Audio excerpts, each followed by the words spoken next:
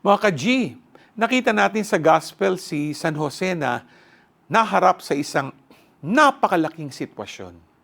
Si Maria, kanyang mapapangasawa, ay nagdalang tao sa pamamagitan ng Espiritu Santo. Alam niyo ba ano ang ginawa ni Jose? Hindi siya nagpadala sa takot. He obeyed God's word because he trusted God's plan. Obedience is not blind submission. It is a fruit of trust. Kung wala kang tiwala, mahirap sumunod. Sa buhay ni Jose, naniwala siya na ang Diyos ay tapat at ang kanyang plano ay mas mataas sa ating plano. Kaya nga, sumunod siya ng buong puso. Sa buhay natin, may mga sitwasyon na hindi klaro, na parang mahirap intindihin. Pero God is asking us to trust Him. Kapag may trust, mas madali tayong maging obedient.